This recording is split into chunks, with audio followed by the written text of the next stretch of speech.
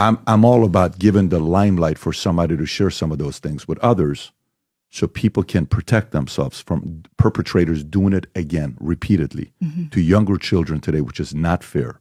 Somebody stole your youth, and I'm not okay with that. And if we can do that to save it from happening to the other 359,000 that FBI has reported in 2022 of children's missing, how are those parents handling things? Imagine the mother and the father not having their kids next to them when they put them to bed, when they put them to sleep, when they hug them, when they kiss them. My 3-year-old daughter this morning was crying for no reason, okay? And her sister got into it. And I went downstairs to check on her.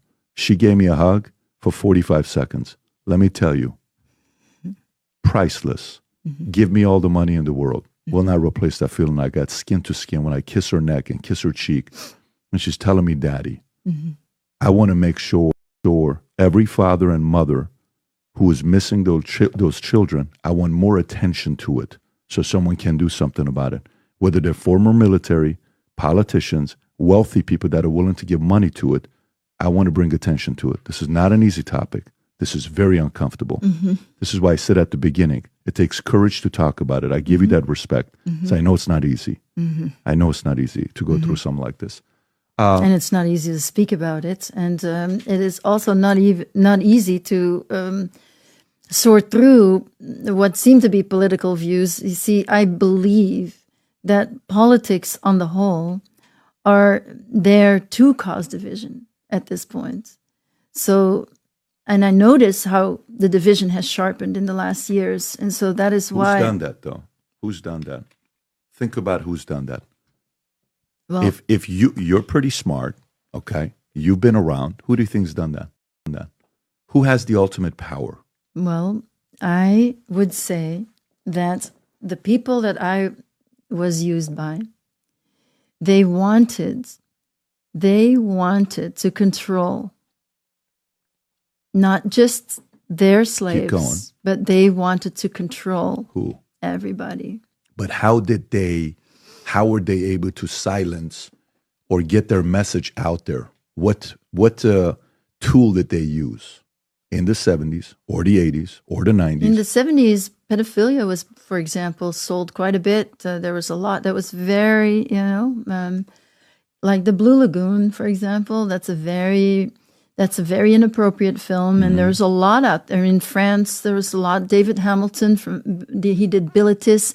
Now, the girls that were filmed by him were are coming out saying that he raped them. You see, the 70s, they were really pushing pedophilia, and it feels like at the moment there's a new push again towards pedophilia. Yeah, but where I was going with this is they did it by controlling the media. Yeah, so who controls the media? But there's also social media. Well, social media is controlled. Because the tech companies are also controlled, aren't they? Sure, I know they are, but who are they controlled by? Who? The only guy that owns it that's conservative possibly is a guy named Elon who used to be a Democrat. He left when they realized they're insane. They've lost their minds. That's one person. But everybody else is on the other side. So, yeah, I remember, when you're explaining all this stuff, showing these movies, there was a weird song back in the days by this guy named Benny Mardones, which I don't know if you remember this song. She's just 16 years old. Oh, gosh. Remember that? I mean, this guy's singing a song about... you can find compilations of songs now where they're all singing about pedophilia. I read the lyrics. Here's the lyrics. It says, she's just 16 years old. Leave her alone, they said, separated by fools who don't know what love is yet. But I want you to know, if I could fly, I'd pick you up, I'd take you into the night and show you a love like you've never seen. This is a grown man talking about a 16-year-old. And he was asked in an interview. Otis Redding. Sitting on the dock of the, which song? No, the song, she's weary. And young girls, they do get weary wearing that same old shabby dress. And then the lyrics go, young girl, you won't regret it. He says, you won't regret it. Yeah. Well, look, we're living in a weird world. Try a little tenderness, yeah. She's waiting, just anticipating. At least this guy didn't give the age. This other guy's given the age. She's young girls. It's young young girls. He's got the audacity Beatles, to say she's 16. just 17. Do you know what I mean? As the Beatles. In some countries, it was 16 back in the days. Like it was even in America right now. I think the legal age in America. But we're some still places, talking about grown men singing about a 17-year-old. No, It's I always know. the same story. No, Yeah? I'm with you. I understand what you're saying, but as weird as it sounds, look at this. Even in U.S., some states, the age of consent is 17 in New York State, 15 in Arkansas. The national average in U.S. is 16. So some of this stuff is kind of a we maybe we need to update some of these laws that we have in place. But anyways, yeah. Annika, folks, we're going to put the link to her book Quest for Love below for you to be able to buy and support. It's down there. We'll put it in the description and in the chat. Please do support her cause and order her book. And again, I appreciate you for coming down, sitting down, and having this conversation. Thank you. I am sure, as usual, as much as it felt a little bit uncomfortable at times, I think the audience won today because we brought more attention to this discussion. However they see it, that's up to them. But I think we did more good than bad by having this conversation. Okay. I appreciate you for coming out. And I like the fact that you never talked about Trump because I don't like to talk about Trump. Okay, good. I don't like politics. And if you were going to go there, I was going to stop it. No. I was not going to be happy about it. I was not going to talk about it. I appreciate you. Thank you so much. This was great. Thanks, everybody. Take care. Bye-bye. You're going to think I'm crazy when I tell you this, but the last 13 and a half years, I've been working on my first fiction book to write, ever. Fiction book to write. And while I finished this book, a year ago, I got the strangest phone call about one of the characters in the book where the guy wanted to meet with me and he read the book. And afterwards was like, wait a minute, am I the villain in the book? This is a story about a character named Asher, who is half Armenian, half Assyrian, whose father was involved. And for liberals, I've done a lot of that today, haven't I? When you're saying liberals, to me, it's a very weird thing what happened with liberals. I think liberals lost themselves. They're a little bit confused. Feminists started off with I'm a feminist. Well, though. I believe you. I can hear it when just listening to you. Feminists started off as wanting to be for women's rights, great. But very everything noble. gets co-opted by those that want to brainwash But conservatives the are people. not. Conservatives are not sitting there saying, "Let's have men compete against women, young girls." I mean, that's like the ultimate. See, but that is how everybody gets co-opted. That is a thought, an idea gets co-opted, and then it gets pushed. And What does that even mean? What gets help me taken understand as and a used? feminist. So, tell me. not as a feminist, as me, I'll tell you that from a mind control perspective. Right. So I was trained to get into the mind of men. Uh-huh. And what do you do to get into somebody? You use their fear. You find what it is that scares them. Okay. So you use fear, then you got them, and then you insert an idea into their heads. So when I speak about the division is that every issue, what you hear about it, is very specific, and it creates more division because most people are not on that end of the spectrum or on that end of the spectrum as it's being presented to us. Mm-hmm. Most people are somewhere in the middle. And yes, I think there's a lot of confusion because of that mind control. And when I say co-opted is, for example, abortion was co-opted. In the feminist movement, the issue of abortion was co-opted. Now, Hans Harmsen, that German doctor, he was the head of Pro Familia. So he was the head of the Planned Parenthood of Germany. He was friends with Margaret Sanger. And so there's something about abortion where that has become the thing, the biggest issue. It is not. Every woman would know that being a mother is, is why we are, being a woman is being a mother, and there's biological facets of that make you more empathic in general and more able to open your heart because we're mothers, and that is. That has to do with the biological, fact. So to take abortion, where, first there's sexualization of everything. That was imposed. I was going to be part of that agenda of sexualizing everything to go towards pedophilia eventually, because I was going to be a girl singing sexy songs, and then I was going to be a woman singing like a little girl, and so that is on purpose. So I was trained that way, and of course, there's a thought behind it that people will think it's okay that a little girl sings like, makes sexual jokes, and that an adult woman sings like a little girl, and everything that is being sexualized, the way that porn has become so incredibly accessible that most children today discover sex through porn. None of that is, I believe, on purpose. That would be very much fit into that agenda that I was going to be a part of when I was a child, by these people who really want to control everything. And so when you take abortion, that is a natural side effect of sexualizing everybody. So when you sexualize everybody, and you make sex like having a drink, basically, that was the idea. Instead of, a marital commitment, it became this like having a drink, and this is what it is today. It's considered that. Who did that, though? Well, that's what I think is the people that were in this network, that there was an agenda behind where we're going that has to do with this. Like the abortion would be a natural result of it sexualizing everything, and that then the girl has to pay the most, and that abortion then would become a good option, which it never is. So you never hear about how hard it is for the woman. You never hear about how, for example, there is no consent form. Like, there's no consent form signed. You don't know what happens to the fetus. When you go in to have an abortion. Pro-life? I am neither. I refuse to take sides in all of this, because I've had an abortion. I was a sex slave. I was promiscuous. I got pregnant. It would have ruined my life. And it would not have been an option to live out the pregnancy and to give up the baby for adoption. It was not on the table. So it is such a difficult choice, because there's life inside of you. Are you glad you're alive?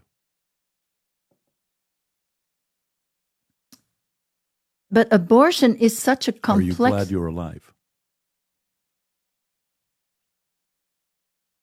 A lot of survivors of what I've been through would not really say yes to that. I agree.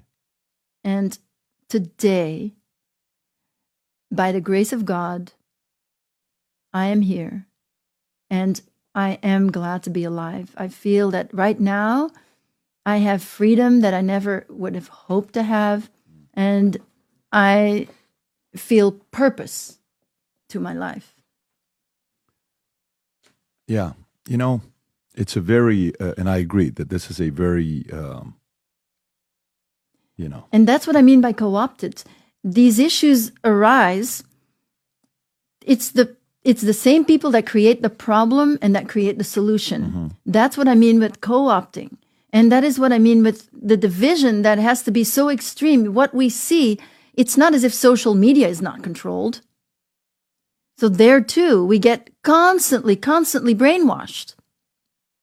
And that's what I say we have to be very mindful of and careful that we don't start judging people.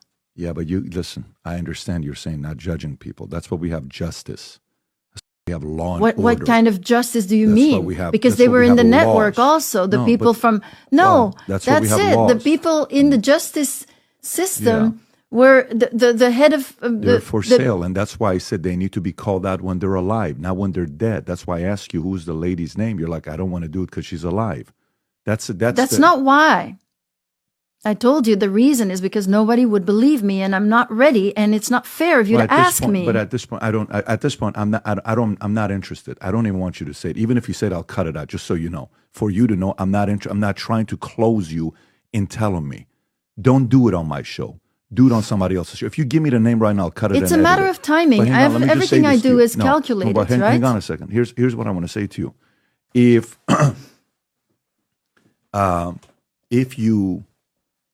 If you sit there and think about what is going on, there's nothing like unfair,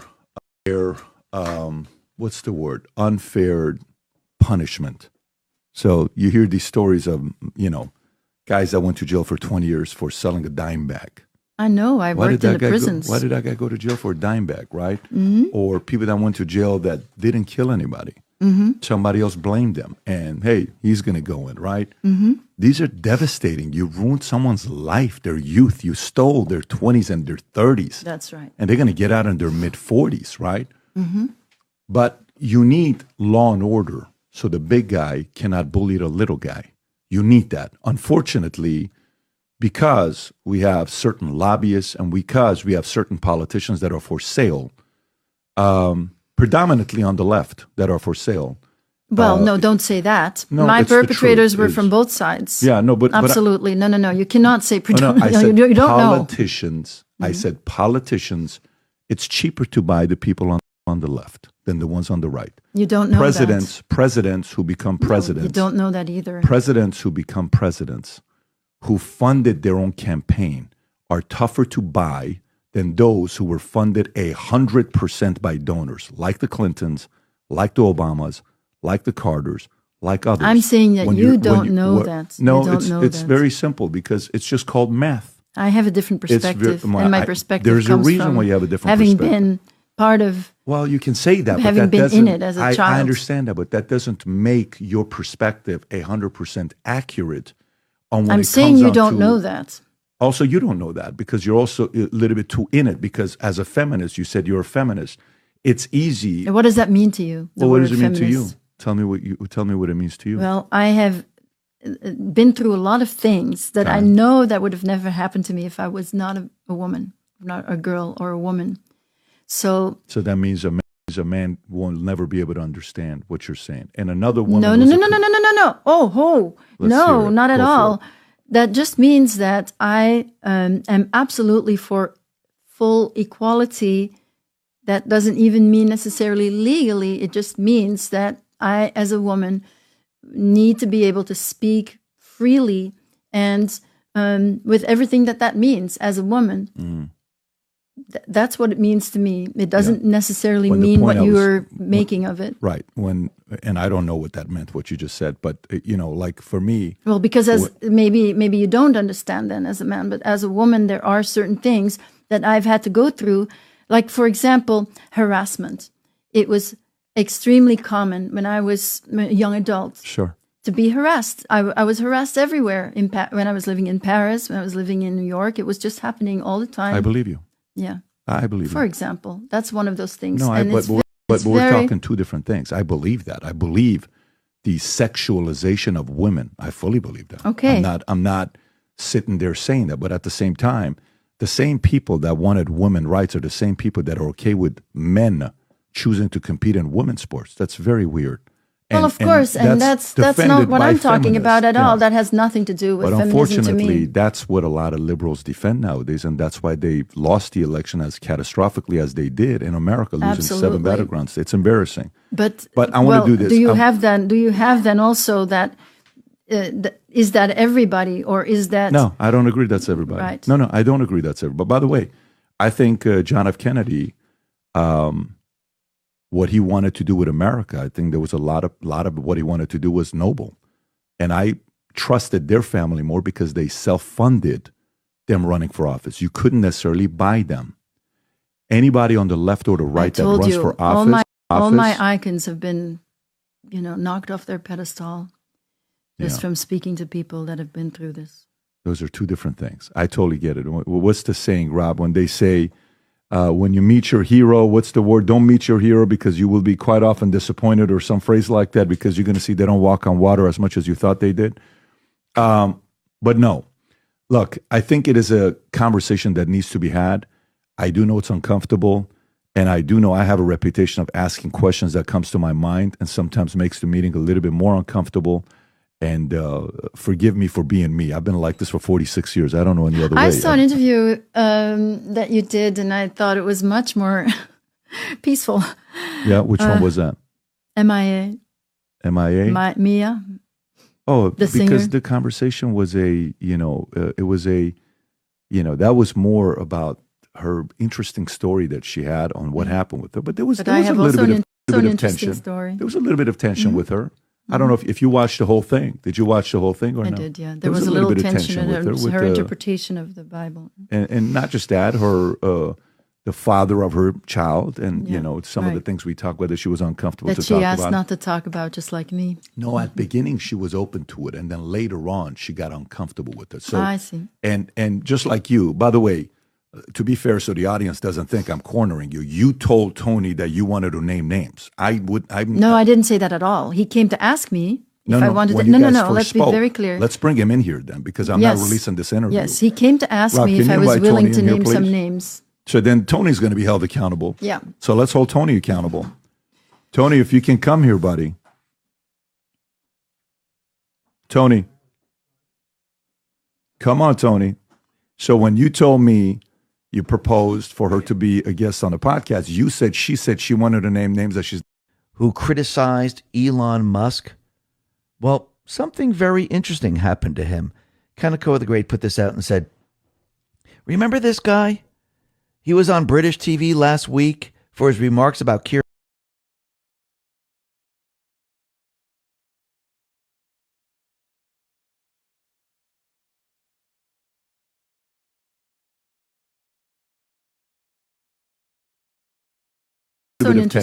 Who criticized Elon Musk? Well, something very interesting happened to him.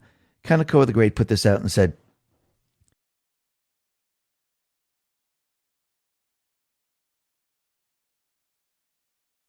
happened to him. Kaneko the Great put this out and said, ridiculous, this doesn't exist, it's a who criticized Elon Musk? Who criticized Elon Musk? Well, something very interesting happened to him. Kaneko the Great put this out and said, remember this guy? He was on British TV last week for his remarks about Keir Starmer. Well, he's been arrested following a sting operation by citizen pedophile hunters. Kaplan allegedly attempted to arrange a meeting with a 15-year-old boy just last week. He condemned Elon Musk's tweet about Jess Phillips and Keir Starmer, calling them unacceptable. The abuse he has tried to bring on Keir Starmer is completely and utterly unfounded. He can't do that. It's unacceptable. Once again, these people, they're protecting the pedophile network. They're protecting themselves. They're protecting all the grooming and the child trafficking that's going on. And here we are, once again, the person who's calling out Elon, who's saying this is ridiculous, this doesn't exist, it's a conspiracy. Once again, it is now true. And they're the ones, every time you see these people who are standing up for, let's see, the child traffickers, the rapists, all the illegals coming in that are raping people, all those Ds that are protecting these people, they're also involved, most likely one way or another. Look what's happening out in the UK. Actually, what's very, very interesting is Darren Plymouth. He lists 50 labor pedos in the UK. Let me just read a couple of them to you. John Frary, labor counselor and school governor, guilty of grooming a child for sex. Then we have Graham Pearson, labor lord, mayor, school teacher, and nursery school governor, caught with child porn images. Richard Harris, labor counselor, candidate, and school governor, arrested for offering children money for sex. And this goes on and on and on. He lists 50 of them. Elon Musk responded to this and said, wow. And it is a wow, because for a lot of people, it's very, very surprising. Let's talk about your health. A cutting-edge 2024 study shows collagen can have drastically positive effects on skin health. This study found that women who take a daily collagen in the UK, it is happening now worldwide. And actually, I remember going back to the pandemic, Trump mentioned about human trafficking and child trafficking, that this is an ancient thing and they use the web and it's much, much larger than anyone could ever imagine. And I do believe that the pedos truly do run the world, but it's coming to an end right now. And now they're being exposed one step at a time. And soon people are all going to learn the truth, just like they're learning the truth of what is happening with Greenland and Canada right now. And what's very interesting is Trump came out and he said, listen, I want to buy Greenland. We want to make Canada the 51st state. And people went crazy. I mean, this is art of the deal 101 right here. Go to the extreme, make people talk about it, get the leaders in these two different countries, have them panic, and see where the cards fall. Let's see how they react to all of this. And this is how you know Trump is right on target. The Kremlin spokesman, Dmitry Peskov, reminded Trump that Russia will protect its strategic interests in the Arctic region. The Arctic zone of our national interests, our strategic interests. We're interested in preserving the atmosphere of peace and stability in the Arctic zone, which means Trump was right to go after Greenland. Same thing with Canada. And you could see that the prime minister of Greenland right now, which we mentioned yesterday, he is ready to become independent. The people now are with him. He's saying we will become independent of Denmark, we'll become independent of the EU. And this is going to be... Tri-Tails is more than just a beef distributor. We are a fifth generation. Shall we? According to my research, which will very soon be revealed next week, they've rescued so far 35,000 tender age kids. How you like that? Now, according to Ms. Hopper's research, which I find fascinating, everybody up here should, 70% of the documentation turned in by so-called sponsors, which were lined up by who? The NGOs. Through who? Primarily HHS. There's a pipeline, man. We fed a pipeline of tender age children into sex trafficking and slave labor into our country. We're finding these kids. We're tracking this fraudulent documents. You're right, Ms. Hopper. My research showed a little bit less, 60. Criminal at the highest level. Had enough. They're going to try everything they can to cover it up and to make it look like Trump is just going after his opponents, but he's given them their time. Nothing could stop what is coming. Follow the money. The Clintons and their human trafficking connections to some of the most wealthy elites, NGOs, and governments in the world. What if everything you thought you knew was wrong? What if the people that run the world had a secret so big and so disturbing that they would do whatever it takes to keep it a secret? Even order assassinations. It's from the skiff. What if all the money you paid to your government and organizations to help people and children was actually being stolen and used to do the exact opposite and run a global human trafficking dynasty to predators, cartels, Hollywood, and fund the lavish lifestyles of government elites around the world? This, ladies and gentlemen, is just another arm of the Clinton crime family whose connections run so deep, and even to our own intelligence agencies and other well-known traffickers such as the infamous Jeffrey Epstein. This is Pizzagate, the satanic global elite child trafficking ring. When it comes to protecting children as adults, it is our duty and responsibility. We are all they have. These people have gotten away with it long enough. It's time to end this vampire ball. Remember the Wiener's laptop, 340,000 emails, a significant amount between Hillary and Huma. Here's even something more confounding. Some breaking news. Just now, the White House announced construction of a $200 million White House ballroom that will begin in September. A $200 million ballroom.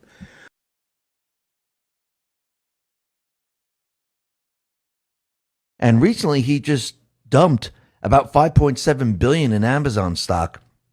And now there's rumors out there that Bezos is going to be purchasing CNBC. Doesn't he own the Washington Post? That's a propaganda outlet. Is he going to make CNBC a bigger propaganda outlet? Maybe, maybe not. We'll have to see how this all plays out. This is going to be very, very interesting. Now, the other thing that's very interesting, and we mentioned this yesterday, Data Republican, she was tracking down where all the money went for all the donations. Because remember, Elizabeth Warren and Gavin Newsom, they're saying, "Oh yeah, donate. We got to donate to the L.A. wildfires. We got to build up our coffers. We got to stop the fires." And she went down in real time of where this money goes. And what she's come to find out is that the money really doesn't go to where you think it's going to go. And she did a little bit of an update. And the graph or the diagram that she created, it looks like a spaghetti mess of where this money actually goes. And this is what she says. I've been asked about the LA wildfire donation scandal. Here's the truth. It's standard operating procedure in most nonprofits. Only a small fraction of your donation reaches the front lines. If this qualifies as a scandal, then the entire nonprofit sector is a scandal. Lawmakers shouldn't treat this as an isolated case. They should treat it as a call to overhaul a broken, opaque system. The graph below shows the 501c3 grant network for the Barack Obama Foundation, but it could be almost any major nonprofit. They all look like this. You have no idea where where the money's going, because it looks like a spaghetti model right now. And it looks very, very confusing. And they do this on purpose, so you really don't know where the money actually goes. And we know that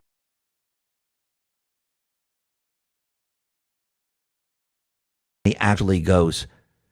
And we know that most of this information that you donate does not go to the front lines.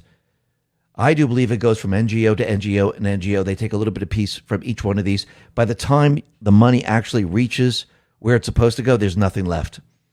And this is why when you look at Haiti, when you look at, USA for Africa, when you look at the donations to the Maui fire, the LA fires, or anything, the money never, ever gets there, because that's not what this is for. They used Hollywood to convince you that they're doing a good thing. They play on your emotional strings to donate. Oh, look, I'm doing a really good thing. I'm donating. I'm helping these people out. That's not what you're doing. You're actually funding the deep state operation. That's what's really happening. And now it's being exposed to the public, and the public are now learning all about this.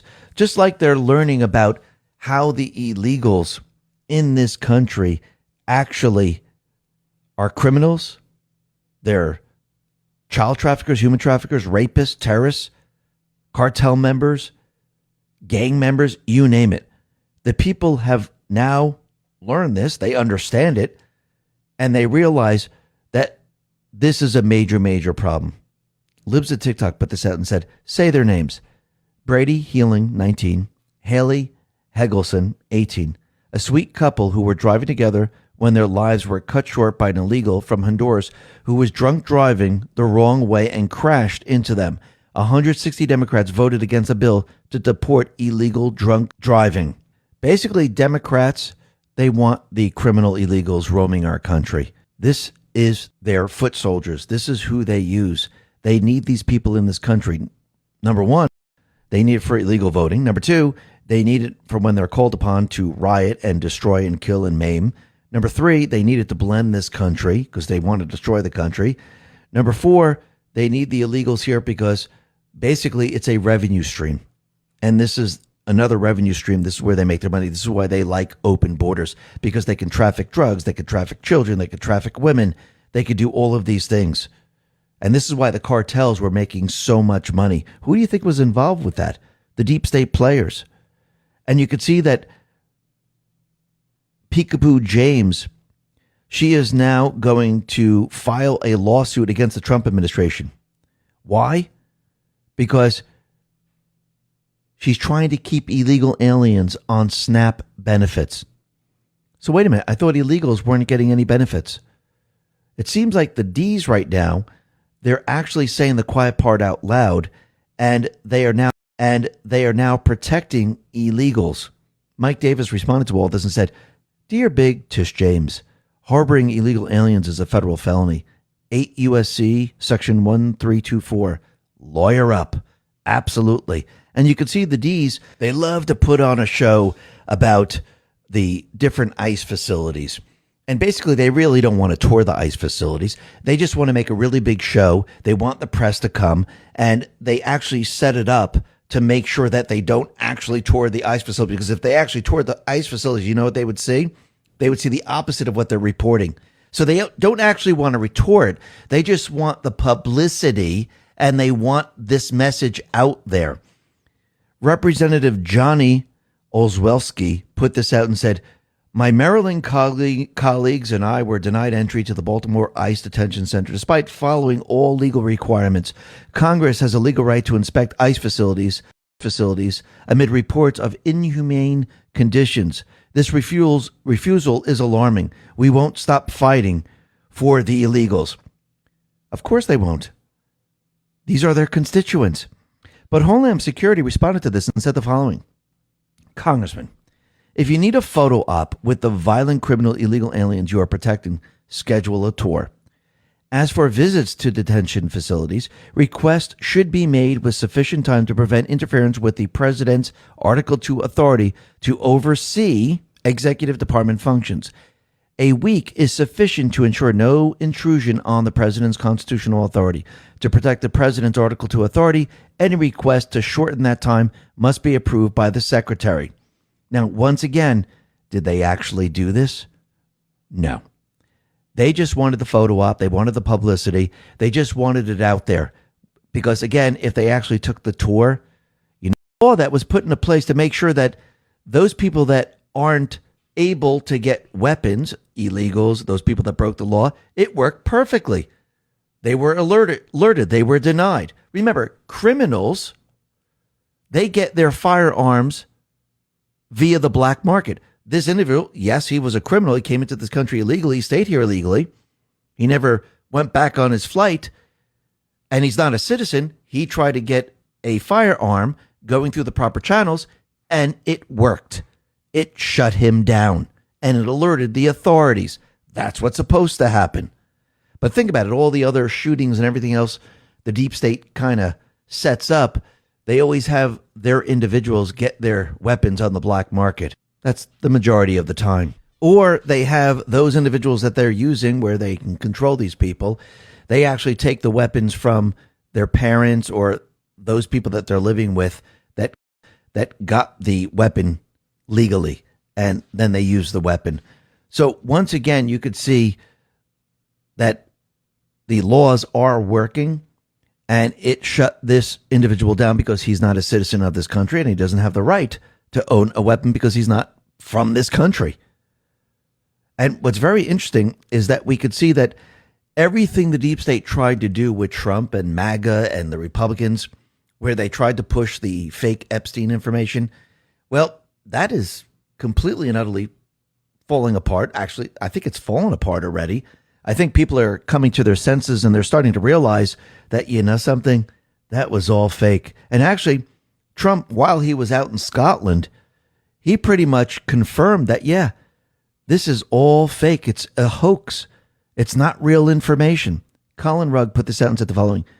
President Trump suggests something was planted in the Epstein files, says they were run by the Biden administration. Those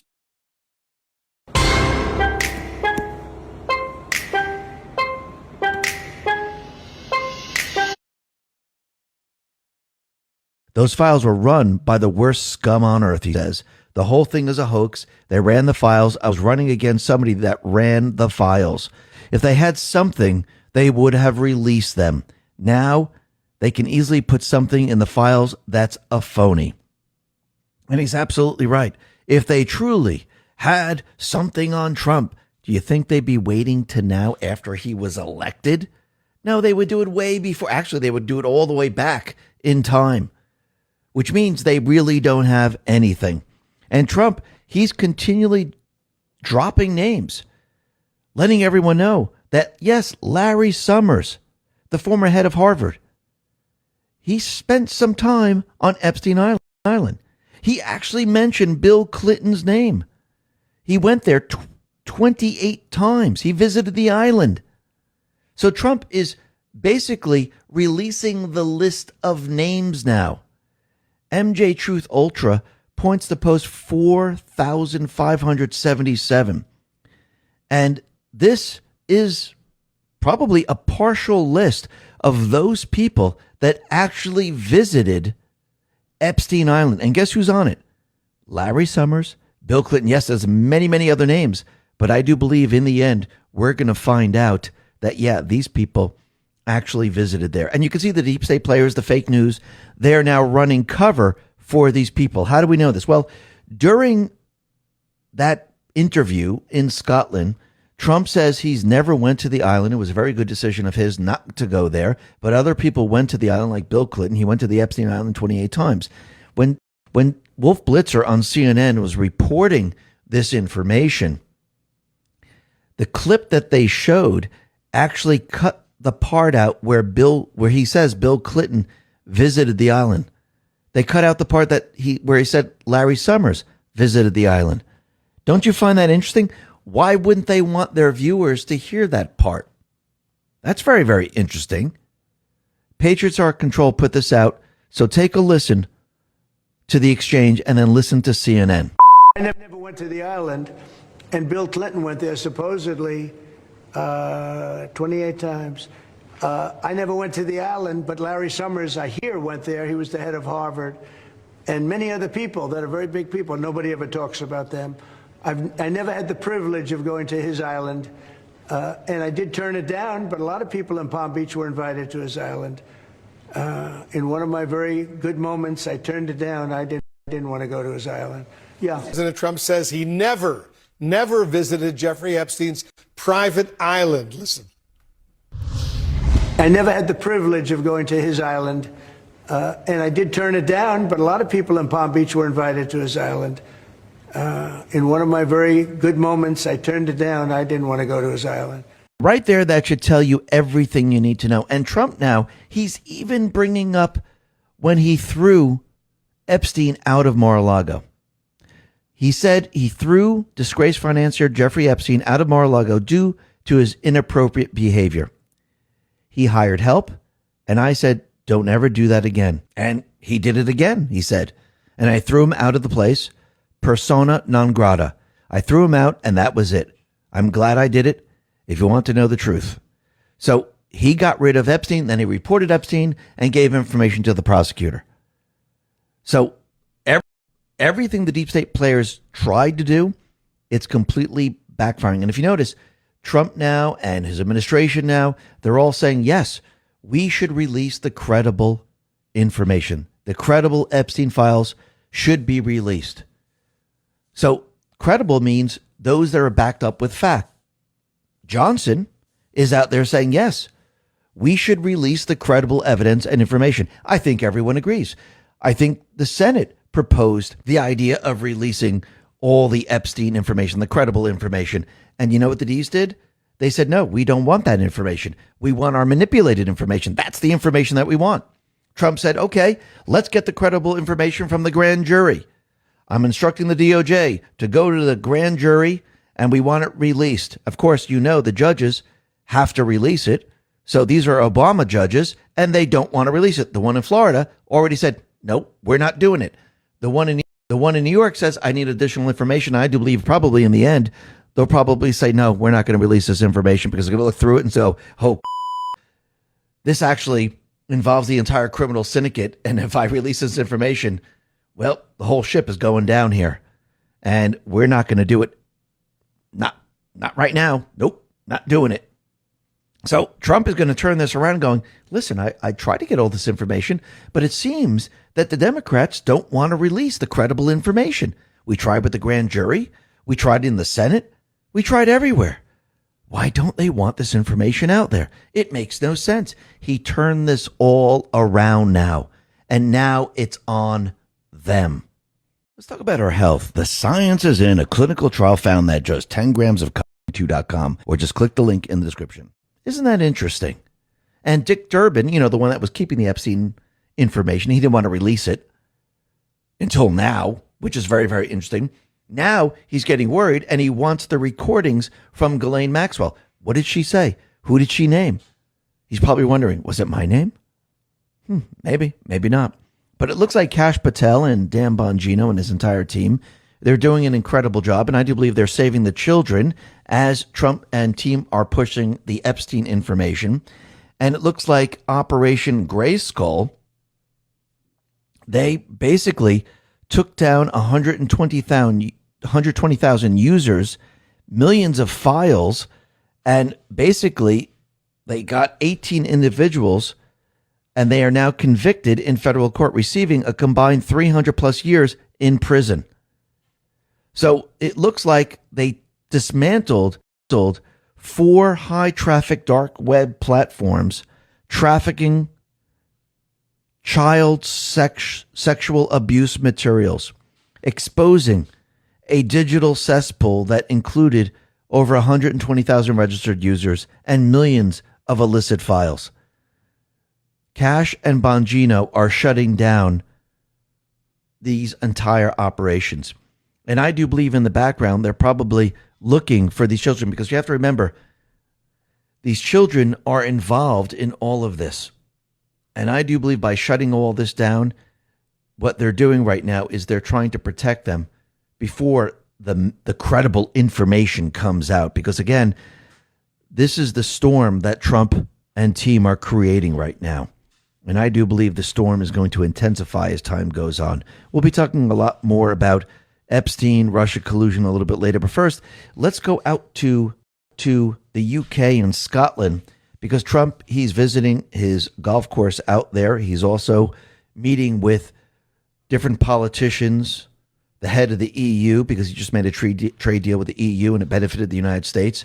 And it looks like we had all the leverage once again. And what's very interesting is that Trump, he decided not to go to London to meet Keir Starmer.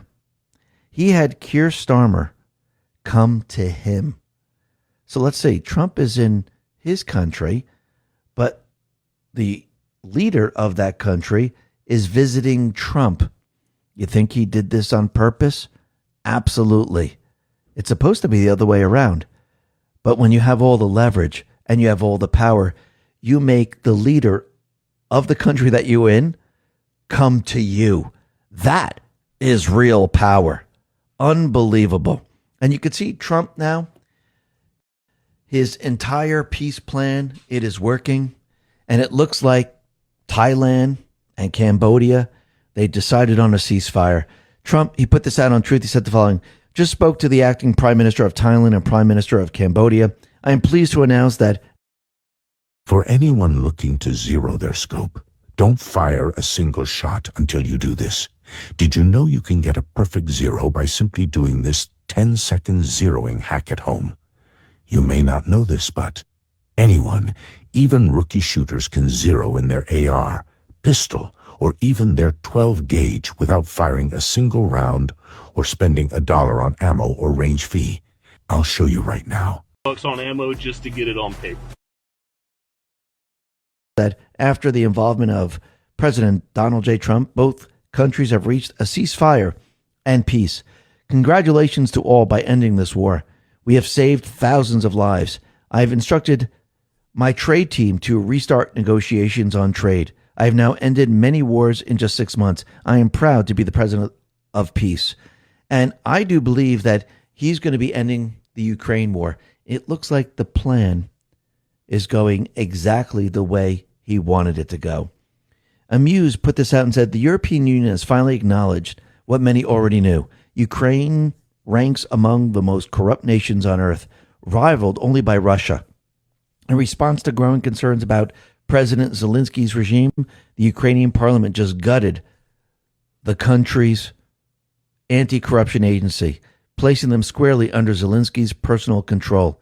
Trump warned us about this years ago. He was right again. And think about this. Zelensky didn't want anyone else to have the power because, again, they would come after him. They would come after many other people. So he basically took control over all of this, which is very, very interesting. And think about what Trump has done. He has now boxed in Zelensky and the EU because, once again, Aid is not going to Ukraine. Weapons are not going directly to Ukraine. NATO, the EU, they are now purchasing the weapons, and they can either give the weapons to Ukraine or sell the weapons to Ukraine. Since the United States is not giving aid to Ukraine, they don't have money to keep the war going. They begged the EU, but the EU said, yeah, you know what? We're cutting you off. I'm sorry. We're not even giving you loans. So now what's happening is they're receiving no funds. If you have no funds, you can't keep the war going. If NATO and EU have to continually purchase defensive weapons, how do you attack Russia?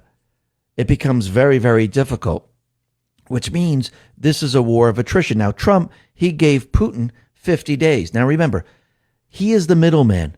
He doesn't want the press, the fake news to say, oh, he's Putin's puppet. So he's always going to be against Putin.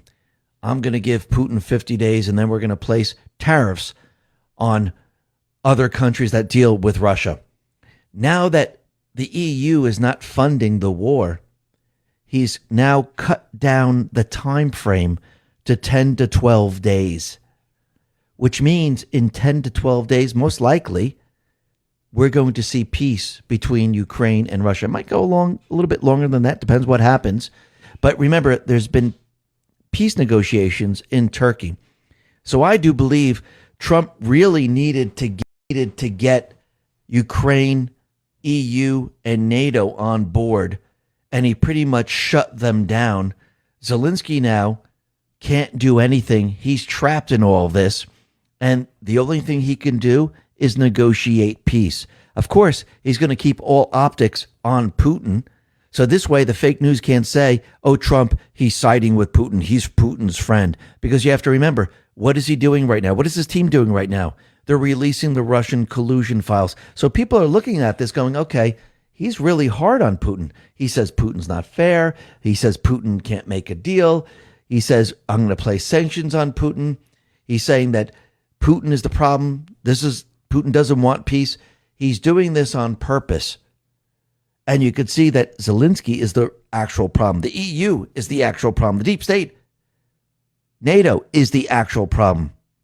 And now I do believe Trump, most likely in the next couple of weeks, he's going to let everyone know that there's now peace with Ukraine and Russia and shut down the entire deep state war. Basically, funding is the key. Without the funding, the deep state does not exist. And think about it.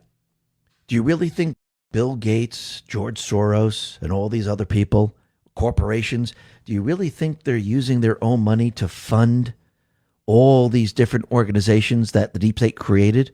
No, they're using the laundered money to do this.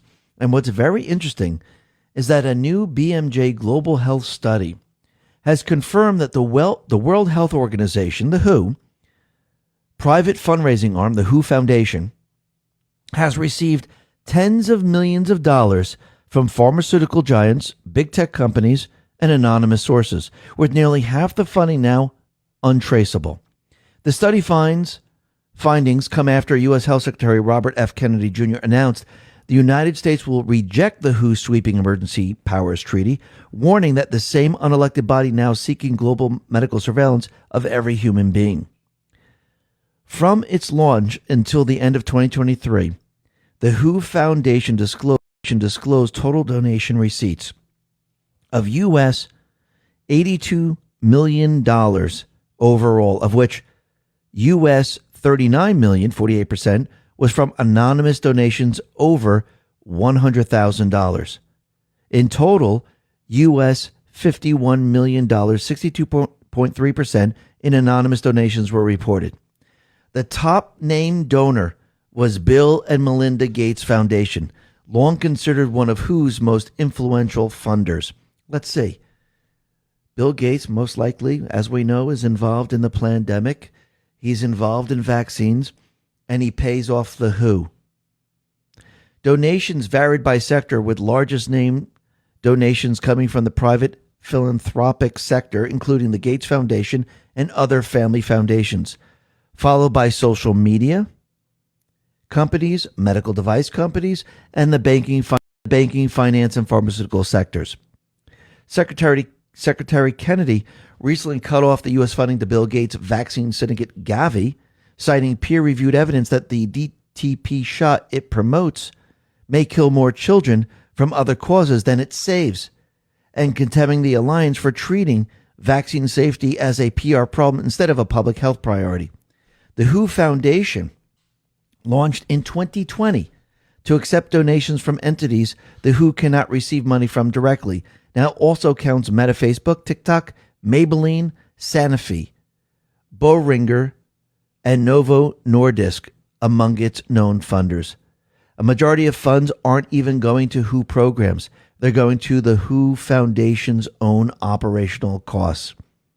Isn't this interesting where all of this is going? And Bill Gates is one of the largest anonymous donors. Very, very interesting. Now, the other thing that's really interesting is out in Cincinnati, we can see there was an event and a mob of individuals. They were black. They attacked white people. And what's very interesting about this, and End Wokeness put this out, is that there are zero AP news stories about this attack, zero Fox, zero PBS, zero New York Times, zero NPR, zero ABC, zero NBC, zero CNN. It seems that they really didn't want to report on any of this. Now, if it was the other way around and it was a group of white people attacking a black person, all these fake news outlets, they'd be reporting it like crazy. Now, it doesn't matter the color of your skin. Why are people attacking people? Because again, what's happening right now is that the fake news, the D's and the rest, they're pushing this type of agenda. And anyone that attacks anyone like this, they should be arrested. Nick Sorter put this out and said, Cincinnati police have identified at least 4 members of the black mob who beat white tourists at the jazz festival. The city of Cincinnati is finally doing something now that Dylan put them on notice. Arrest and vigorously prosecute. Absolutely. And we could see that Dylan, she said, listen, we're going to monitor this, and if you're not doing what we need you to do, we're going to come in and we're going to get involved and we're going to arrest these people. And this is exactly what happened. She put pressure on them, and these people now have been arrested, what they should have been. And you know what's very interesting about the fake news, they don't like to report on people that have weapons that protect others. There was an individual in Traverse City, Michigan, where they were at a Walmart, and this individual went around stabbing people with a knife. And a black man with a gun and other people around him actually stopped him. He's actually a hero. But the fake news, they really don't want to report on these type of things. Now, maybe the local news is reporting on it, but again, the major outlets, they don't like to put this out there because they don't want people to know that people with guns actually save lives. Actually, more people with guns save lives than those people with guns kill people. So they don't like to report on these type of things, and they don't want to tell you that guns are a good thing. Remember, it's just a tool. If you put any type of tool in someone's hand, like a butcher's knife, yeah. If you have a crazy person taking that knife and stabbing people, yes, that tool could be used for evil. But that butcher knife could also be used to cut meat. Same thing with a weapon. Same thing with a gun, I should say. A criminal with a gun is going to use it to do evil. An upstanding citizen with a gun is going to use that gun to do good, to stop these evil people. And actually, if we had more upstanding citizens with weapons in all these different states, guess what? I think crime would go way, way down because the criminals would know, wait, this is a carrying state. I got to be careful here because I don't know if this person has a weapon. And people that conceal carry, you'll never ever know that they're actually carrying. I mean, I think people believe that, oh, I could tell if someone's carrying a weapon. No, those individuals that are carrying concealed, you will never ever know that they're actually carrying a weapon. And in those states where you're allowed to carry a weapon, most of the people around you probably have it and you don't even know it. They're keeping you safe. That's what they're doing. Now, the other thing that's really, really interesting, and we can see that this is really getting out of hand, and the Muse put this out, the Boston Police Department is actively reaching out to its growing Islamic community to recruit Islamic police officers to enforce the law and social norms in our predominantly Muslim neighborhoods. See, we shouldn't be creating police forces for certain religions. That doesn't make any sense whatsoever. Just like it doesn't make any sense that the House, 220 members passed a bill for Planned Parenthood to defund it. The Senate, 50 senators passed the bill. Trump signed the bill. And this judge, Talwani, overruled the House, the Senate, and the president. Think about that for a second. So this judge, who's unelected, decided, you know something, these elected people, where the people of this country elected these people, and those people that are in the House and the Senate, you know, the representatives of the people, I don't like that, so I'm going to reverse it. Does that make any sense? I mean, this is what a tyrannical government looks like. And they're using the judiciary. This is part of the tyrannical government. They're using it to stop the elected government. Unbelievable. But you have to ask your question, why did she decide to rule against it? Well, Banshee explains. He said, this may be the most baseless, insane ruling I've ever seen. The Biden-appointed judge ruled Congress can't defund Planned Parenthood because it might lead to unintended pregnancies and less access to contraceptives. Think about that for a second. Think about what this judge actually wrote. These judges need to be removed ASAP. But we know it's not going to happen right now because, again, we don't have control of the House and the Senate. This is why Trump wants his nominees confirmed. This is why Trump wants control of the House and Senate. And you can see he's leading up to this. He's showing you that these D's, the rhinos, they're not for us. They're against us. And when you look at Russian collusion, you could see as clear as day, the fake news protects the D's. The fake news protects the rhinos. I mean, think of John Bolton. He had information and he decided to hide it from Trump. He's a rhino. He's a neocon. He's against America. The Washington Post had a fact checker, Glenn Kessler, and he tried to fact check the Russian collusion, but it looks like that is falling apart. Paul Sperry put this out and said, adios, Washington Post fact checker Glenn Kessler, a closet Dem activist, was the biggest Pinocchio of all. He lied repeatedly about VP Biden's Burisma meeting. I traced 6,000 plus from his McLean, Virginia household to Biden's and Kamala's campaign coffers. And then Paul Sperry said, the Russiagate Pulitzer winners, also known as stenographers and shills for Brennan, Clapper, and Comey, at the Washington Post and New York Times, must be holding their prizes tighter and tighter with each newly declassified document exposing the hoax and fraud they complicitly pushed. The whole thing is a gigantic lie, and they awarded these individuals who told the lie. Remember, the criminals, the deep state players, they love to reward those people that back up the criminal syndicate. That's why they're receiving the reward. You lied for us, I'm going to give you a reward. You killed for us, I'm going to give you a reward. Why do you think Obama invited all these people to the White House? Why do you think he was awarding them the Medal of Honor or whatever medal it was? Because he was saying, thank you for protecting the criminal syndicate. That's what they do.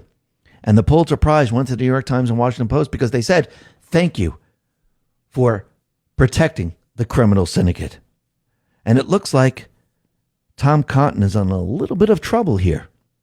John Basham put this out and said, D.C. sources tell me the Republicans on the Senate Intelligence Committee, chaired by Senator Tom Cotton, are crafting legislation that would start restricting Gabbard from reviewing and releasing to the public deep state and intel files showing they've been criminal. General Flynn said, "Why, Tom Cotton? This is starting to look really bad for you." So the question is this true?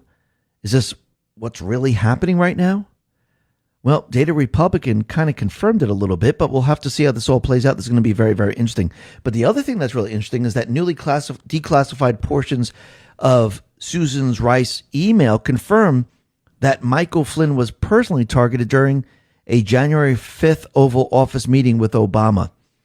Michael Flynn was personally targeted during a crucial January 5th, 2017 Oval Office meeting arranged by then President Obama, a newly declassified document shows. On January 20th, 2017, as Trump was being inaugurated, White House National Security Advisor Susan Rice sent herself a bizarre email detailing the January 5th meeting between her, Obama, then Vice President Joe Biden, then Deputy Attorney General Sally Yates, and fired former Federal Bureau of Investigations Director James Comey. In the email, portion of which were not declassified until recently, Rice recorded that Flynn, who at the time was the incoming National Security Advisor for Trump, was personally discussed and targeted during the meeting with Obama. Documents previously released and declassified show that the FBI never possessed any evidence that Flynn was a secret Russian agent or that he had broken any laws. An FBI electronic communications closing the agency's counterintelligence investigation against him, which was dated January 4th, made clear that no derogatory information about Flynn had been obtained during the months-long investigation of Flynn. You mean the whole thing was a lie? Of course it was. And they hid the truth from we the people. This is what a tyrannical government does. Remember, they had control over everything. When people say, why weren't there arrests? Why wasn't anything done? Because when you control it all, do you really think there was going to be arrests? Think about how long it took Trump and we the people to gain control of these agencies right now. They're still cleaning them out. Do you really think we can prosecute people at this time? With what judges? Think about it. Think logically. When we have control and we remove the judges, when we clean out all the agencies, when Trump and the Patriots and we the people have full strength, yes, that's when you have accountability. Why leave it to chance? Why would you want a case to go in front of Judge Boasberg? Think about it for a second. It makes no sense whatsoever. Svetlana Lokhova put this out and said, how do you think Obama replies to Brennan giving him news of the Clinton plan to dirty up Donald Trump? Oh no, it's terrible. Arrest Hillary. Nope.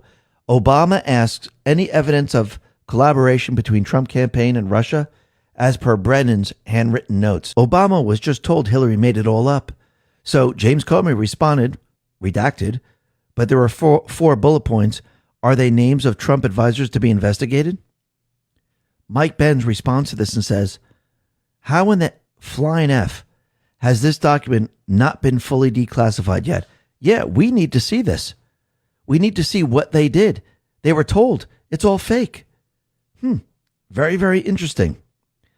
The other thing that's really, really interesting, and you can see the deep state players, they're definitely panicking right now, because Peter Strzok decided to delete all his posts on X. Kyle Becker put this out and said, the corrupt FBI agent who led Clinton's server and Trump-Russia collusion investigations, Peter Strzok, just deleted all his X posts. This comes amid a slew of criminal referrals sent to the DOJ over the Russia hoax. Good morning. And then Hans said, why did the Wayback Machine scrub Strzok's tweets? Who gave the order? Well, I think on the Wayback Machine, you could do it yourself. Actually, when you put his URL in for x.com, Peter Strzok, it comes up, sorry, this URL has been excluded from the Wayback Machine. Sean Davis responded and said, why would Strzok, in the midst of a sprawling federal and criminal investigation of the Russia collusion hoax, nuke all his tweets and then direct the Wayback Machine to eliminate the archive of his tweets? Because he's guilty. He's trying to cover it up. It's not going to work. Because the cover-up always gets you in the end. And actually, this proves that he's guilty. These people are stupid. And we can see that CIA Chief John Radcliffe, he's letting us know that, yes, indictments are coming. And he's going to declassify a lot of information. Paul Sperry put this out and said, sources close to CIA Chief John Radcliffe tell me he's declassified all CIA equities in Special Counsel John Durham's report, including interview transcripts, appendices, investigative notes, and DOJ is poised to release while organized crime strike force vets for evidence. Wow, the transcripts. This is going to be very, very interesting. So think about it. Obama, Comey, and the rest, they pushed this investigation. They spent $32 million. I think, yes, these people should go to jail, but they should also pay back everything that they spent on the fake investigation. They spent $32 million of the people's money. That's not even including how much they paid off the fake news. I think they should repay all this money. The whole thing is fake. And like we said before, Radcliffe says John Brennan, James Comey, and Hillary Clinton are likely to be indicted. So when are they going to pull the trigger? When is it going to happen? This is going to be very, very interesting. And think about it. What about Barack Obama? Well, you have to remember the Supreme Court ruled that, yes, the president does have immunity, but he has immunity up until January 20th, 2017. Because at noon, Trump was inaugurated. So anything prior to that, he has immunity. After that, he's no longer the president. And the grand conspiracy never ends. Actually, John Radcliffe confirms that. That no, the grand conspiracy has continued since that time. So Obama can be brought up on charges as a co-conspirator or the conductor of it all. Think about what has happened here. Obama is trapped in all of it. Pragmatic put this out and said, Trump's people are running an information operation designed to inform the public about what is coming. Radcliffe makes criminal referrals for Brennan and Comey. Tulsi goes on new shows accusing Obama of seditious conspiracy. Today, Radcliffe tells the world that all the conspirators, including Obama, can be charged because none have withdrawn from the conspiracy, which continues to this day. Have they withdrawn? Are they continually pushing the idea that, yes, there's been Russian collusion? So there is no statute of limitations. Yes, Trump can still get the ball, and he's going to. Let's go back to a couple of posts here. Post 4615, July 28, 2020. Nice Delta. Information warfare. That's exactly what we're in. 1743, July 28, 2018. A question on the board from an Anon says, will this still be the month the world discovers the truth and what we Anons know is conspiracy no more? Down below, the response was the truth revealed? FISA dossier, important marker, think connections, D5. Then let's go back to post 1745, July 28, 2018. FISA equals start. FISA equals immediate confirmation of illegal acts, are e-signers. FISA equals immediate confirmation start of Hussein's spy campaign to rig an election was based on false info. FISA equals implicates Hillary Clinton, D Party, as feeders of false info with the intent of securing mainstream media and blast insurance. FISA equals implicates senior members of UK, MI5, MI6, CIS, US Intel, White House, Five Eye, Republican Party, Congress, Senate, of known corruption in an effort to retain power and rig an election, plus safeguard events by political kill to act while in power, given mainstream media fake push Russia narrative. FISA equals ties mainstream media heads, TV behind corp, to D Party with other foreign heads of state in cooperation strategy. FISA brings down the House. Freedom of Information Act request does not include FISA. Declass by POTUS key parts that factually demonstrate the dirty fake dossier was used as primary source to secure highest level of intel spying on primary Republican opponent, plus post election intel assets for domestic spying on the President of the United States for the office of the Presidency of the United States of America, logical thinking, public awareness, FISA spying, foundation built, Huber, and we could see that everything that was said back then is now coming true. Future proves the past. And that's exactly what we're witnessing today. And we were told, going all the way back to 2018, this is what we were going to find out. It is no longer a conspiracy, but a fact. And the people of this country are now learning about the facts. And the deep state players, the problem they're having is that they can't counter the facts. They can try to spin, but they're not making sense because as more information comes out, it gets worse and worse for them. And this is what Trump wanted. He wanted the entire country to come together, and he wanted the entire country to know who the true enemy really is. Cynical Publius put this out and said, I spent some time lately suggesting that we can and should try to make the Democrats in our lives understand how awful Russiagate actually was and is. I get tons of responses along the lines of, they'll never listen. Really? Well, consider this. Most Democrats now acknowledge that the Steele dossier was a hoax. Most, not all. I know we still have those Japanese soldiers hiding on remote Pacific Islands in 1970, still fighting for the emperor. Think about that for a second. The Steele dossier was once the bedrock upon which Democrat Trump hate was built. But because we were relentless in exposing its lies, it's now understood to be a total hoax. That means we can do the same with all the other Russiagate lies Democrats currently believe. Be kind, but be relentless. Show them facts. Make them understand the evil they have been supporting. Do not stop. And before you go all doomster on me, whoever believed the Berlin Wall would fall. And I do believe he's absolutely right. Because, again, the people must know the truth. You think they're going to learn it from CNN? You think they're going to learn it from MSNBC? I mean, we can see already that CNN, Wolf Blitzer, is cutting off the part where Trump says Clinton visited the island 28 times. They didn't want their people to hear that.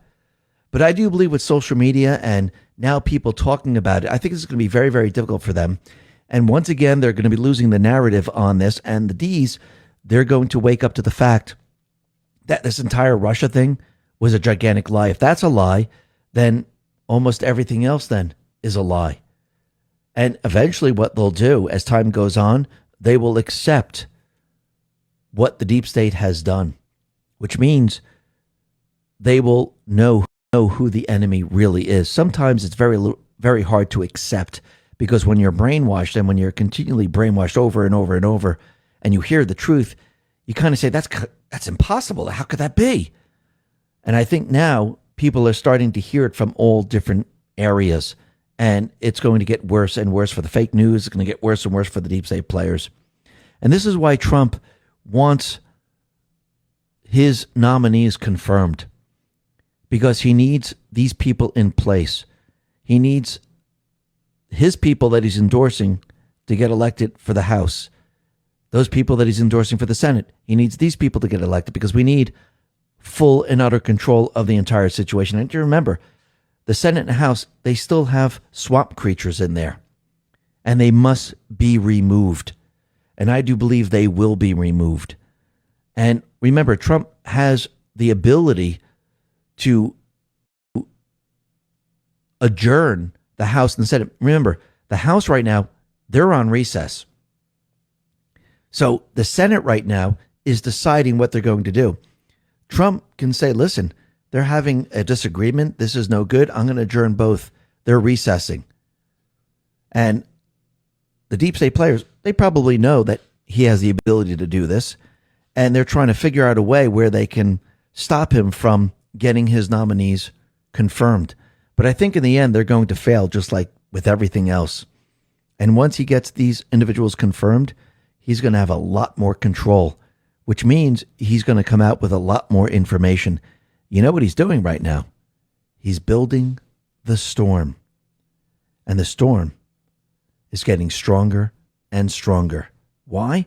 Because the Patriots are in control. Listen, everyone, thanks a lot for listening. Be well, be safe, and especially be prepared. Thanks a lot. That you probably won't be running for a third term. This weekend, Secretary of State Rubio said that he thought J.D. Vance would be a great nominee. You could clear the entire Republican field right now. Do you agree that he is shutting down everything the deep state players put into place? And this is what he put out on X. Hospitals began organ harvesting while patients still showed signs of life. That's horrifying, and it ends now. Under my leadership, HHS Gov is overhauling the organ transplant system. We have exposed gross negligence, launched sweeping reforms, and will decertify any organization that violates the sanctity of human life. So, were they doing this with Planned Parenthood? Were they doing this with babies? Yeah, they were. Patriots Are in Control put this out and said, here's Planned Parenthood procurement partner admitting under oath in 2019 that intact babies with beating hearts are dissected outside the womb to obtain the specific organs and tissues requested by researchers. RFK Jr. is doing what he can to end this evil practice. And so much money. Trump now is putting an end to a lot of this. RFK Jr. is putting an end to a lot of this. And we're going to see everything start to change. And it's going to change for the good. Just like Trump now is changing everything the deep state, the D's, have done to this country, where they tried to remove the history of this country and they removed statues. And right now, the Trump administration, they're going to reinstall a Confederate general statue that was vandalized and toppled in D.C. during the 2020 Black Lives Matter riots. This is General Albert Pike, a Confederate diplomat. And again, this is our history. You might not like the history, but this is our history, and it tells a story of what happened. It made us who we are, and it makes it so we don't repeat the same history. But again, you can see the deep state players, the D's, what they really wanted to do is they wanted to remove history from this great country and create their own history. So this way, everyone is confused, just like they confuse the children of this country, that you don't know what sex you are. You can be anything. You want to be a cat? Be a cat. You want to be a dog? You could be a dog. It makes no difference. It's absolutely ridiculous. Just like Mamdani out in New York. Remember, he wanted to defund the police? Remember, he was all for it? Strange that he did a 180 right now. Eric Doherty put this out and said, defund the police officer Zoran Mamdani does a total 180 calls for more funds to the police. 200 officers are leaving the NYPD every month. I want to empower police officers to respond to serious crime. So why did he change? Is it because he got caught having armed guards at his Uganda wedding? Because everyone looked and said, hey, look, you're protected. You don't want us protected? Plus, he started to look at the polls. And I think the polls are showing that, you know something? People are not into this. The everyday person on the street, they're not for this person. Yes, the wealthy, elite people who live someplace else, yeah, they're for him. But the everyday working person, they're not for this person because they live in the neighborhoods, they see the crime, they see what's going on. It's almost like in Chicago or Seattle and many other places where these people said, you know something, we need the police back. This is getting out of hand because everyday people, they experience it every single day. And you could see he had to do a 180. And yes, Elizabeth Warren, she's backing him up. That should tell you everything you need to know. And again, in the end, the only way this person can get into office is if he's installed. And let's see how that all plays out because I think things are changing in the election realm. Now, the other thing that's very interesting, we know that the D's, they escaped to Illinois, they escaped New York, and it looks like the governor of Illinois, J.B. Pritzker, he is obstructing justice. Amuse put this out and said, we're now learning that the Texas House Democrats were colluding with billionaire J.B. Pritzker to prevent the Texas House from achieving a quorum. The secret meeting began the month before Governor Abbott announced the special session. So they've been planning this for quite a while. Like I said before, the D's, they just don't do this willy-nilly. They plan this out, they have their meetings, And they've done this with the cheating in the election of 2020, with COVID, with J6, and what they're planning now. And think about it. Kathy Hochul now says that she wants to redraw New York's congressional lines in response to Texas. Greg Price responded to this and said, New York literally just did this right before the 2024 election to eliminate 3 Republican seats they lost in the 2022 midterms. So think about it. It's only okay that they do this, they gerrymander, but it's not okay if the Republicans do this. Isn't that interesting? And what's very interesting is that, for those people that don't know, gerrymandering is the practice of manipulating the boundaries of electoral districts, such as congressional or legislative districts, in a way that gives an unfair advantage to one political party group or incumbent over others. This is typically done by those in power who control the redistricting process, often after a census when district lines are redrawn to reflect population changes.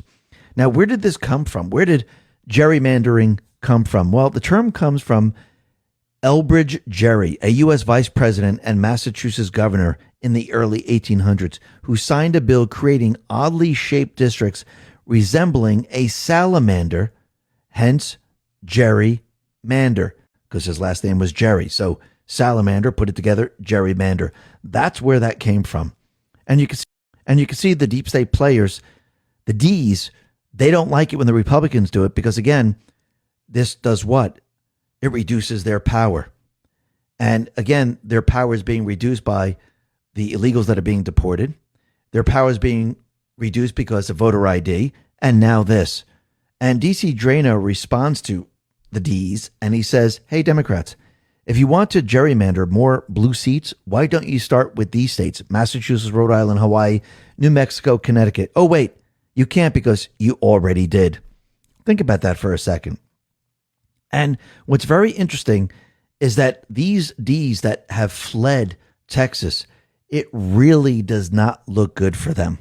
Instead of them sitting there and voting, they broke the law. Remember, nobody's above the law. They decided, you know what, we're going to break the law and we're going to put the spectacle on and we're going to use emotions to convince the people that we're right. Guess what? The people don't listen to you anymore. The people don't go along with this anymore. Your emotional roller coasters do not work anymore. And the people, they're thinking logically. And what's very interesting, even Chuck Todd has blasted the Texas Dems for protesting the gerrymandering by fleeing to Illinois. He says, I think it's a bad look for the party that claims to be always trying to protect democracy. And it is pretty darn bad. Joe Lange responded to this and said, even Chuck Todd is saying that Texas Democrats protesting gerrymandering, fleeing to Illinois is really a bad look. Illinois is famous for gerrymandering. The Democrats have secured California, New York, and Illinois through gerrymandering, and now they're crying because the Republicans are now doing the same in their 2 big red states. The 2 states that are massively gaining in population while California, New York, and Illinois are losing population.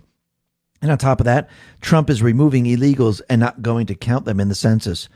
This doesn't just force the Democrats to lose representation in the House of Representatives. It will also make sure that they lose presidential elections. But that's not all. Trump is going to expose the election fraud in 2020. I believe he will do it before the midterms. That will make the Democratic Party toxic. Lots of indictments in a conspiracy of treason and the impetus to completely transform our entire election system. That ensures that the Democratic Party will be a minority party with no influence. But it will just get worse for Democrats. Nobody will want to be associated with them anymore. Why? Haiti opens the door to the Clinton Foundation, child trafficking on a global scale. Not just child sex trafficking, but child sacrifice too. The evil will all be exposed. That's the only way to completely stop it. Full transparency and then prosecution. We have the servers. Those 33,000 emails reveal everything, and the Clintons are at the center of everything. Bill and Hillary Clinton and the modern day Ahab and Jezebel. They will go down in history as pure evil, and the Democratic Party will go down with them. And yes, in the end, the Dems will cease to exist. And those Ds that escaped, that's pretty much what they did. Arrest warrants approved by the Texas House for 51 Democrats have now been issued. Remember, nobody is above the law. And it looks like FBI Director Kash Patel has been called up to assist in the arrests. Eric Doherty put this out and said, FBI Director Kash Patel has been asked to help Texas authorities track down and arrest the Dem lawmakers who fled the state to block a vote on redistricting. The governor and legislators have sent out warrants for their arrest. They'll be brought in one way or another. And it looks like there are 2 Texas House Democrats that have returned to the chambers. The resistance is already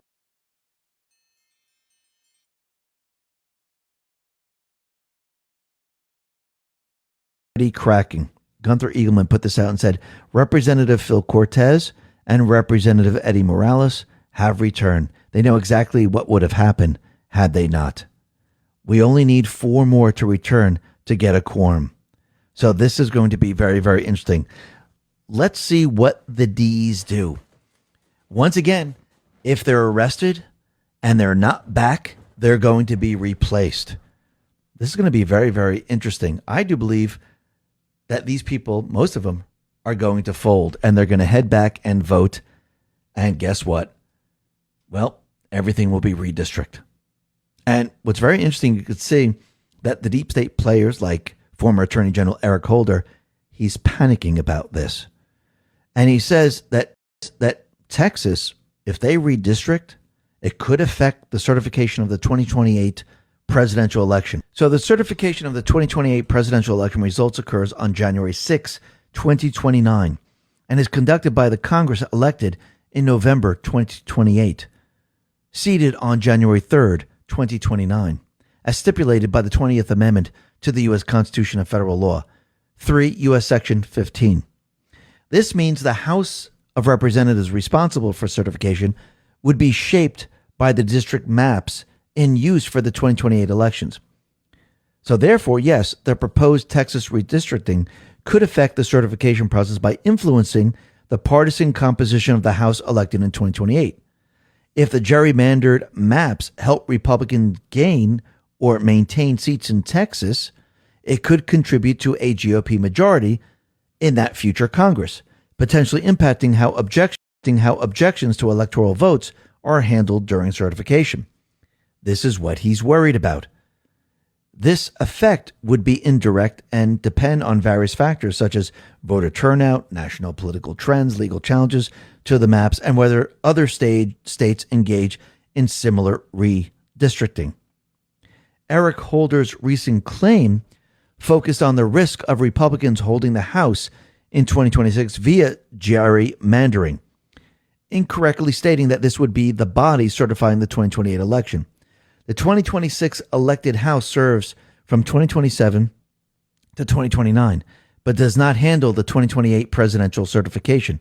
That falls to the subsequent Congress. The broader concern about redistricting influence on future House majorities remains valid as the maps would persist across elections. So he's worried that the Republicans would have the power. And yes, the Ds, they're going to lose power. They don't have the illegals. Now, because of what the Republicans are doing, they're going to have more power. And with voter ID, basically, they're not going to get any votes. Actually, they won't even be able to install their people. And think about this. Trump now is basically stripping them of everything. Brilliant Hollian put this out and said, PBS is broke, the DNC is broke, USAID got defunded, Planned Parenthood is broke, CNN, ABC, NBC, CBS, MSNBC, the New York Times, the Washington Post are all laying off people. This is what I voted for. And now the illegals are being deported. Redistricting is happening. And the Ds, they're losing all power. Isn't that interesting? Which means we are going to have a real election come the midterms and thereafter. And this is what the Ds are so afraid of. And the other thing that they should be afraid of is what Judicial Watch found out. Newly obtained documents by Judicial Watch from the Department of Homeland Security and FBI reveal a disturbing and deliberate cover-up by the Biden administration of U.S. counterintelligence concerns regarding Minnesota Governor Tim Walz and his deep state ties to communist China. The 47-page document dump obtained through a March 2025 Freedom of Information Act request lawsuit exposes that federal law enforcement and intelligence agencies flag Walt as a major concern. And yet, those warnings were hidden from the public just as he was being handpicked by the Biden-Harris campaign to join the 2024 ticket. According to emails and chat logs from DHS's Nation-State Threat Biweekly Sync group, agents openly discussed how the Chinese Communist Party had cultivated Waltz as a long-term asset and saw his selection as vice president as a major win for Beijing. So, isn't that election interference? Once again, they didn't release this information. The deep state didn't want to release it. Yeah, I do believe once again they were interfering with the election. Just like when they manipulated the recording, when 60 Minutes manipulated the recordings of the interview with Kamala Harris. Just like when they put out fake poll numbers. Every single one of these things are